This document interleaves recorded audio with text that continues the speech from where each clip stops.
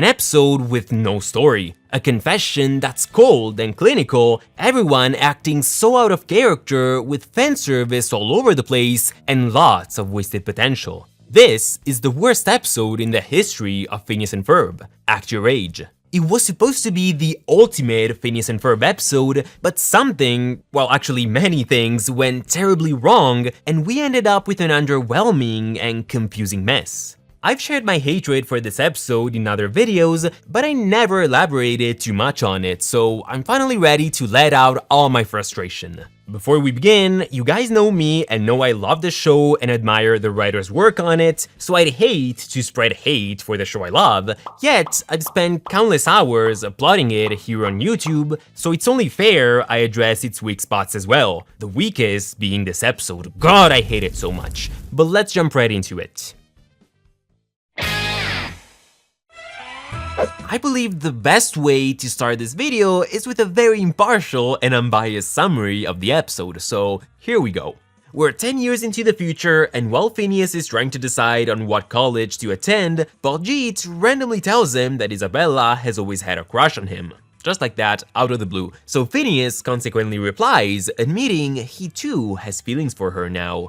The boy then goes for a walk to reflect on this matter until, by pure chance, he meets Isabella's grandma. And when she informs him that her granddaughter is about to leave for college, Phineas decides to go and look for Isabella at her family's restaurant so they can talk. Unfortunately for him though, by the time he gets there, the girl is already gone. In the meantime, Phineas and Isabella's friends try to organize a romantic dinner date for the lovebirds, hoping the romance in the air will get them to confess their feelings for each other. However, this is a pretty forgettable subplot, especially because the whole thing turns out to be completely pointless. As Phineas returns home, to his surprise, he finds Isabella waiting for him on the porch, ready to say goodbye to him once and for all. As they talk, Phineas decides to bring up Isabella's crush on him, and the girl reveals that she had given up hope on it several years ago, coincidentally right before Phineas started liking her. So they address this matter for less than 25 seconds in the most disappointing and clinical way possible, only to later talk about the weather. Okay, they didn't actually talk about the weather, but they might as well have. Once they're done with their small talk, Phineas decides he will attend Isabella's college so they can spend more time together. So they hug and later kiss. So, what am I supposed to feel here? No, tell me, because I have no clue. This was supposed to be the most romantic episode in the show, which would culminate in the most heartfelt revelation ever. Instead, this little chat is what we get. I admit, shipping is usually not my main concern when watching animated shows, let alone when watching Phineas and Ferb, but this is probably the single most important subplot in the series for both Isabella and Phineas, the titular character of the show. Yeah, that Phineas. So I'm very interested to see how it evolves and how they wrap it up. There's no denying it, the end goal the writers had was admirable. Giving Phineas and Isabella a happy ending is a wonderful idea, and it's more than deserved after 4 seasons, absolutely. But the story they decided to tell and its execution just don't match the importance of this event. If Act Your Age was actually an episode about Baljeet and Ginger getting together instead of Phineas and Isabella, then sure, it wouldn't have been my favorite, but I would have had nothing against it. Why is it? Because Ginger's crush on Baljeet has been alluded to in just 3 episodes, and only once for more than 10 seconds. For Phineas and Isabella instead, we're talking about 4 entire seasons of watching and waiting on the edge of our seats anticipating. And it goes without saying, the more waiting we viewers have to do, the more elaborate and satisfying the resolution to an arc should be. It's only fair, right? However, here, they treat this event as if it were the most mundane, unimportant, and generic secondary storyline ever, which it's not. So I don't mean to say this is the shittiest story they could have possibly come up with, but it is extremely underwhelming, and it doesn't deliver what the writers have promised through 4 seasons of Isabella crushing on Phineas, teasing us with fake reveals, and giving us plenty of reasons to empathize with this girl. But what exactly made this episode so underwhelming and the story so unsatisfying? Let's break it down. The first mistake here is that the episode downright tells us that Phineas now likes Isabella. But what does that even mean? The whole point was that he never even considered romance and probably didn't even understand it as a child, but now you tell me that he's been into Isabella for years without really telling me why? That's ridiculous, of course. They should have told us how and why that happened. What made Phineas fall in love with Isabella, and what made him realize she was the right one? What happened during their years of high school and middle school? What did we miss during the time jump? How am I supposed to feel involved in this story if you don't show me what's going on? Act Your Age believes it's okay to tell us the story of how Phineas and Isabella got together without directly addressing the event that changed the status quo and made Phineas fall for Isabella. They make that happen off-screen several years in the past, as if it didn't matter in the slightest. So, as a consequence, Phineas basically has no real motivation in the episode, making the story simply fall flat. But I mean, we may not have connected with Phineas on a deeper level there, however, actions often speak louder than words, so at the very least, we might be able to figure out how genuine and sincere his feelings for Isabella are through his undying determination and his romantic gestures, right? Wrong, because there's none of that in the episode. Think about it, we were given no reason to believe Phineas's feelings for Isabella match those she has for him. And to be entirely truthful, the way he's portrayed in this episode makes me think he's not even that much into her. For starters, the boy simply does not take action until Nana Shapiro warns him that Isabella is leaving. And it's not like he decides on his own to go talk to her, he only does it because Isabella's grandma explicitly tells him to do so, spelling it out for him. Phineas, look at me. If you have anything you need to say to her, you'd better get over to the restaurant and say it. Her summer's almost over. What's worse, later on, the moment he realizes Isabella has already left, he just mopes around. Phineas, the only person on this earth who always finds a solution to the most unsolvable problems, simply mopes and takes a walk absorbed in thought. What about finding another way to catch up with her? Perhaps building something on the spot using his amazing skills and unlimited brain power, which is like the main premise of the show. Seriously, we have 200 plus Phineas and Ferb episodes so far, and Phineas doesn't build or create anything in only 4 of them, and this is one of those times. This, the one time he was the indisputable center of attention, and the one time he desperately needed to show the audience how much Isabella matters to him. No, instead, he prefers to mope. That doesn't really sound like the hero of the story we should root for, and honestly, he doesn't even sound like the Phineas we've grown to know and love. We're talking about the kid who managed to predict the unpredictable, who put his life on the line to save his platypus in the second dimension, who traveled around the world despite several mishaps getting in his way, who fought aliens and traveled through space to save his sister. How is he giving up on tracking down Isabella the day he wants to open his heart to her? And as if that wasn't enough, Phineas only gets to talk to Isabella because she decided to stop by his house. Otherwise, who knows how long it would have taken him to take action and go talk to her. He simply accepts what his friends, Isabella's mom and grandma say, and does exactly what they tell him to do, giving up as soon as he faces an obstacle. So why should I even care about his happy ending? He didn't do anything to deserve it, and didn't prove his love for Isabella is as genuine as hers. This whole time, Phineas is a passive character who waits for things to happen instead of taking action himself, when supposedly he should have been the most proactive person in this particular instance. I guess it's ironic how this episode has the word act in its name, but its characters do everything but act.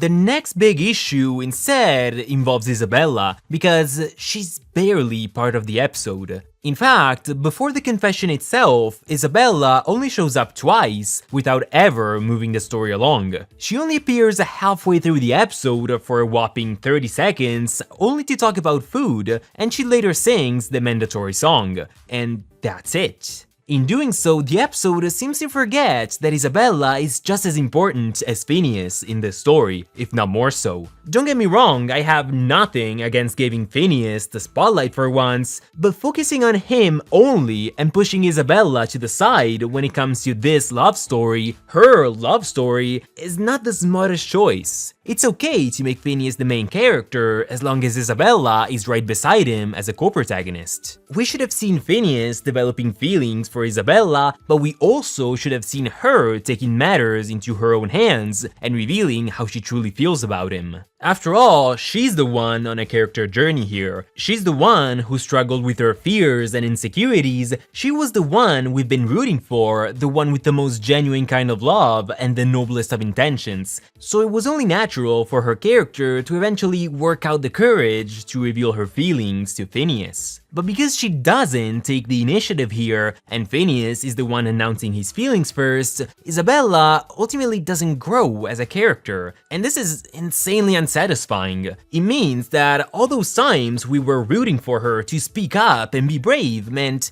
absolutely nothing, because things would have worked out anyway and she would have gotten a happy ending regardless of her actions. And that is so infuriating. We've been invested in a story that ultimately had no relevance at all, because Phineas would have solved it all for her anyway. So you go girl, you're so independent, your man fixed all of your issues, congrats. And what's even more infuriating is that Isabella did manage to open up to Phineas in the past. In the episode Night of the Living Pharmacists, when she thought the world was doomed, she decided to confess her feelings. And it's not like she only did it because they were in mortal danger, she was already determined to talk to him before the whole zombie invasion even started. So she had it in her, she just needed a little push. But instead of celebrating her and drawing her character journey to a close, in Act Your Age, Isabella ends up being a supporting player in Phineas' story, which, as we mentioned before, is not a particularly compelling one. So what they're telling us here is not the story of how Phineas fell in love with Isabella, nor is it the story of how Isabella finally gathered the courage to reveal her feelings once and for all. It's more like the story of two lonely teens getting together just because random events pushed them together. So their happy ending is everything but deserved.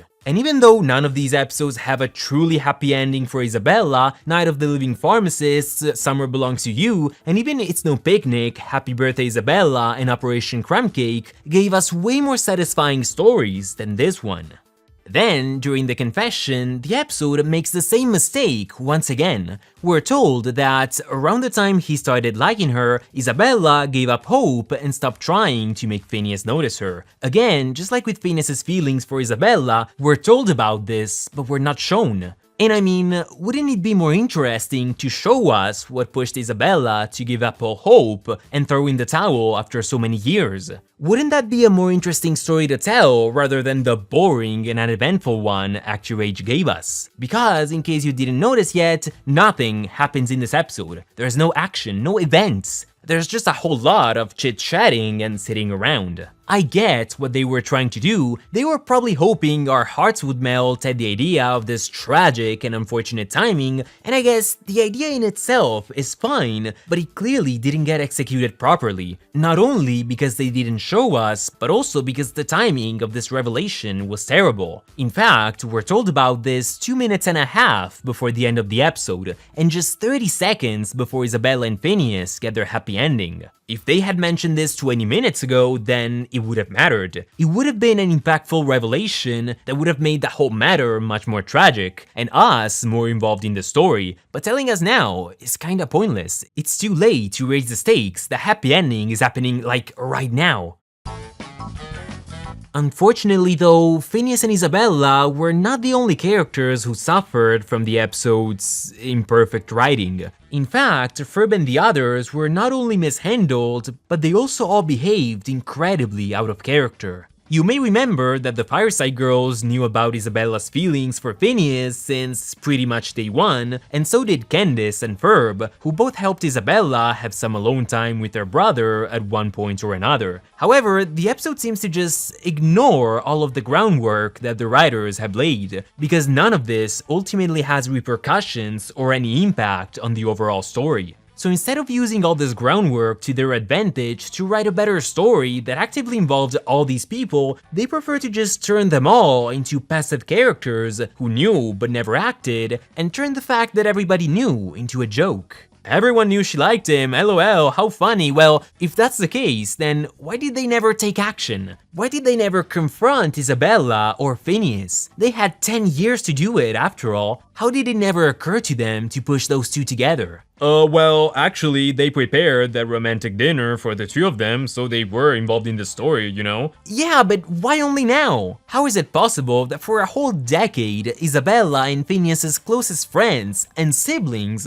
never once considered taking action or talking to them? These kids. We're talking about some of the most proactive people in Danville, people who have been making the most of every day of summer together without ever taking a break. And to think, it would have been so easy to fix this. The writers could have had Phineas and Isabella's friends reveal that they have indeed tried to make those two end up together on many occasions in the past few years, but have always miserably failed, possibly because of Doofenshmirtz's shenanigans. And they could have shown this through a simple montage of flashbacks. It would have been both fitting and extremely amusing if the machines and innators that once made Phineas and Ferb's inventions disappear from the backyard before their mom could see them would now make all the attempts to make Phineas and Isabella end up together fall apart and crumble to dust. And even though Doof is now a good guy, his hijinks could still inadvertently make stuff disappear, blow up, or get taken away. But even if I could overlook how they waited a whole decade before doing something, I still wonder, how is that dinner enough? And how is it in line with their characters, with who they are? You're telling me that the best thing that a bunch of brilliant kids such as Ferb and Baljeet, along with emotionally mature girls like the Fireside Girls and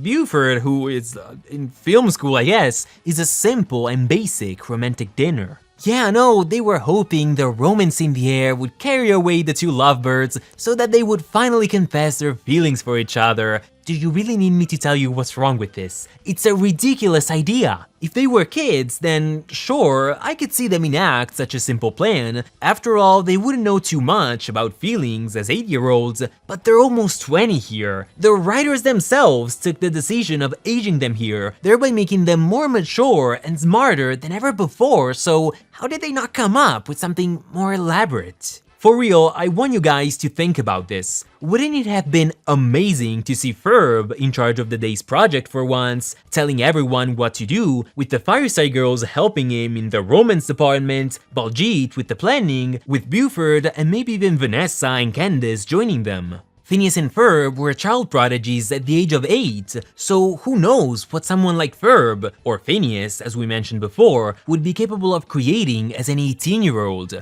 But no, this had to be the one episode where they don't build anything mind-blowing. And what about the Fireside Girls? Seeing them work together to help out Isabella without her guidance, that would have been the perfect occasion for them to take charge. Instead, these guys don't build anything. Because you can't tell me they built stuff for this dinner, they simply moved the table, cooked something, and decorated the backyard. Even Irving could do that. Where is the creativity and originality the show is known for? So all of this is super out of character for Ferb and the rest of the gang. It took them a whole decade to take action and help Isabella and Phineas get together, and the day they finally do it, they come up with a super lame dinner. This, of course, results in a weak secondary storyline, and since the main one wasn't particularly strong either, yeah, this is not ideal. To add insult to injury though, as the lame romantic dinner disappears from the backyard, Katie says this. Wow, now it's exactly like it was when we were kids. Which implies that these guys, Phineas, Ferb, Isabella, Baljeet, Buford, and the Fireside Girls, haven't built something together in years, presumably 2, 3, or 4 years after the original run of the show. And why? That's the main premise of the show. Phineas and Ferb build stuff with their friends daily in order to make the most of every single day in the most original ways together, and now you tell me that they stopped doing it? Why did they have to make it all end? I'm not saying I wanted them to keep seeing each other and build stuff together daily. It would have been fine if they told us these kids don't build stuff together too often anymore, but still do on occasion every once in a while. But no, they're telling us that they haven't built a single thing together since they were kids. And that's so sad and unnecessary especially. They turn these kids and their wholesome adventures together into a bunch of regular teenagers living boring and average lives. In my opinion, they should have said nothing in this regard. They should have left it to the audience to decide whether they want to believe that these guys don't build stuff together anymore, or that they kept spending their days building the coolest inventions together, even just occasionally. If you think about it though, it seems like most of the episode's issues stem from its temporal setting. Because we're now in the future, we skipped over the events that shape the main character's relationships and situations. We don't know why Phineas likes Isabella and why she gave up hope. We're told Ferb and the rest haven't been helping them for a very long time, and all the events we witnessed in the main series are so far in the past at this point that they almost don't matter anymore. Choosing to set this story 10 years into the future is a cool idea, in theory. They didn't have to, they could have had the lovebirds get together as kids, but you know, they were young and it was too early to talk about love. So even though they were both extremely mature for their age, and it could have worked in my opinion, I can see their point. They're too young, fair enough. So let's age them and let's do a flash forward episode. However, it seems like the writers didn't consider all the implications of having this episode take place 10 years into the future. For instance, because of this, Isabella has been devastated and heartbroken for a whole decade, because this whole time she was never truly over Phineas.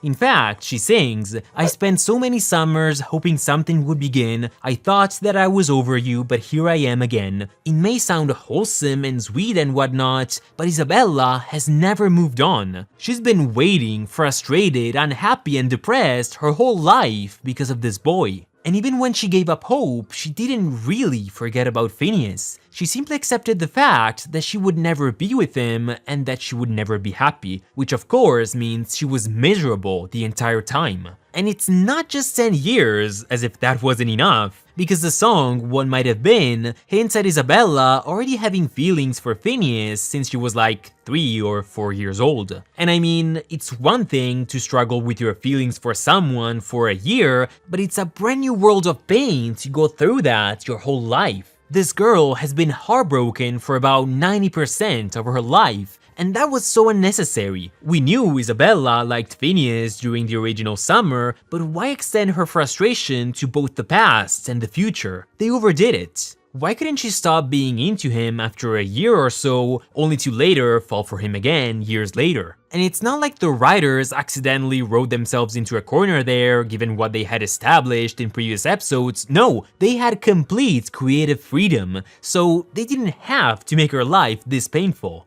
At the same time though, it's important to note that setting an episode in the future is not the same thing as having it take place in the present, because now you have to bring the audience up to speed and inform them about the future, describe what changed, what stayed the same, and what happened during the time jump, which is very tricky to do in just 20 minutes. And it's even harder if you also have to develop a whole love story on top of that. In fact, in the end, the episode tells us about the future, but because it's too busy informing us about Phineas and Ferb's friends, and Doofenshmirtz and Auka and the Fireside Girls, it ultimately doesn't have enough time to focus properly on the main characters of the story, and it doesn't tell us what truly matters, aka why Phineas now likes Isabella and why the girl gave up hope. And although I agree that 20 minutes is not the ideal length for such an episode, and I'm sure that with a 40-minute episode the writers would have come up with a better story, it's still clear that they misused the 20 minutes of screen time that they had at their disposal. They filled the episode with a buttload of scenes where the characters just sit around and do meaningless small talk. They should have gotten rid of most of that to give the main character some more screen time, perhaps starting with a flashback or two explaining what happened to Phineas and Isabella during the time jump. And although the song does that, and we'll talk about it in a minute, it doesn't really give us useful information about the characters. Now, before I move on to the episode's strong suits, while I'm at it, I'd like to throw another minor nitpick in the mix as well. And this is very subjective, you probably don't even agree with this, but it bothers me so incredibly much that Candace barely appears in this episode. Isabella's mom, whose name you probably don't even know, I'm talking about casual fans of the show, had a more relevant role than her in this episode. And so did Carl and Irving, I guess. Our girl only got 5 seconds of screen time in a little cutaway sequence. And I get that the kids were supposed to be the focus of the episode, which is pretty rare too, but removing her entirely from it is just not fair. Shove her in the background along with Phineas's friends at least. You may not even like Candace, but you have to admit, she's always great at shaking things up and bringing drama to the table, so her presence would have been ideal to contrast the episode's slow pace and its lack of action. Also, given what they showed us in Phineas and Ferb's Quantum Boogaloo, it's possible that Candace is already a mother at this specific point in time, assuming Amanda is at least 10 years old as of the Boogaloo episode. So was that not an interesting aspect of her life that they could have brought up at the very least? And again, to make room for stuff like this, they could cut out some of those boring scenes of Ferb and the others sitting around. Finally, in case you were wondering, I believe the Doof plot was fine. It wasn't anything mind-blowing, but it was one of the first few times Doof went about his day without doing anything evil, so that was pretty interesting.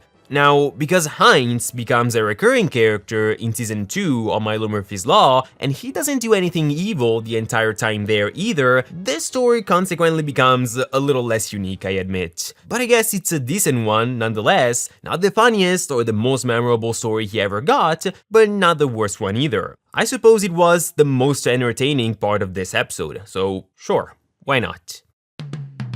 Now, because I don't want you guys to leave this video with a sour taste in your mouth, I'd like to talk about the episode's strong suits, or rather suit, because there's just one as far as I'm concerned, and it's a song. What Might Have Been is an amazingly written song that gives you literal chills, and not only the first time you listen to it. I wouldn't say it's in my top 10 or even top 20 favorite songs from the show, but it does hit very hard. It's wonderfully performed, has some amazing visuals, especially I love to see the kids grow up and Isabella growing tired of chasing Phineas, and it has some of the deepest lyrics ever written for this show. So because of that, it stands out among the show's many fun, wacky, and ridiculous songs. In fact, the reason why people seem to consider Act Your Age so deep and emotional is probably exclusively because of the song. Because the episode, well, you get it at this point, it sucks. Unfortunately though, no matter how wonderfully written and touching What Might Have Been is,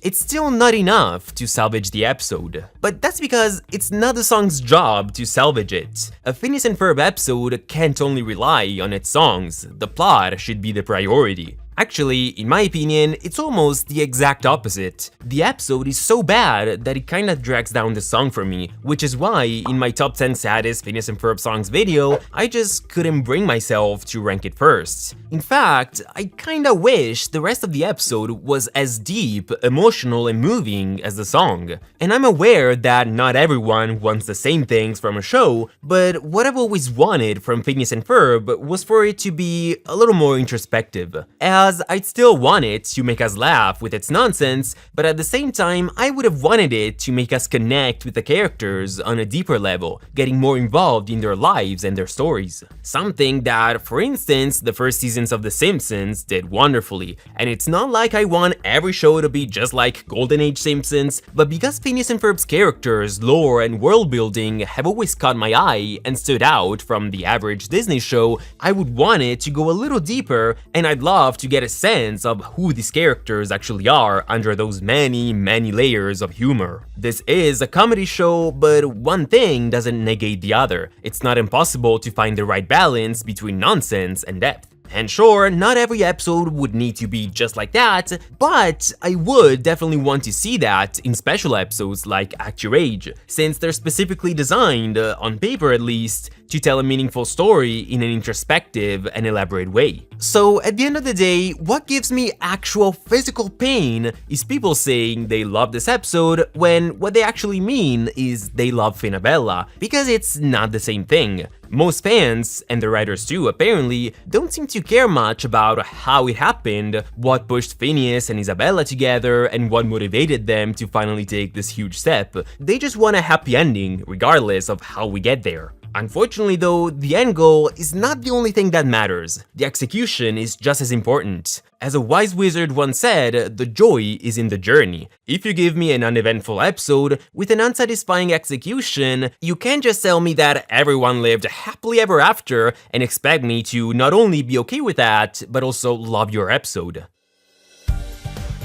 So, is this the best story they could have come up with and the most satisfying conclusion to Isabella's romantic arc? Did the writers truly weigh other options and come to the conclusion that this was the best way to wrap up the story? Because to me, it's not. And it's a shame because they've proved how talented they are, they've written some true masterpieces in the past, and even the very next episode is basically perfect. So I know they're great storytellers, and perhaps that's why it hurts so much to see such an important episode fall flat like this. It was impossible, in my opinion, to go into Act Your Age without high expectations, mostly because of its massive potential, so it was such a letdown to see how they fumbled the execution. Hence why I say this is the worst Phineas and Ferb episode. It's mostly the wasted potential that ruins it. So fittingly enough, I can't help but wonder what might have been. What would have happened if only this episode had given us an action-packed, deeply emotional and romantic story instead, with the characters being their decisive, determined and creative selves. That would have been a dream.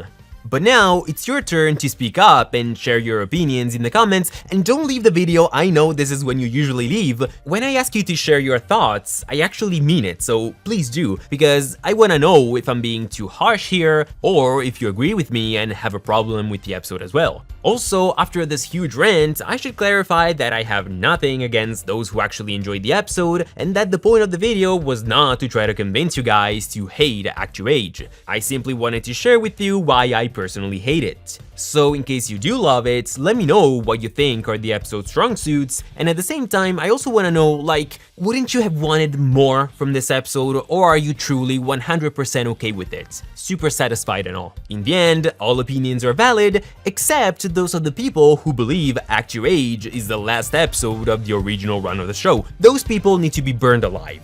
And with that being said, I'll see you guys next time. Ciao!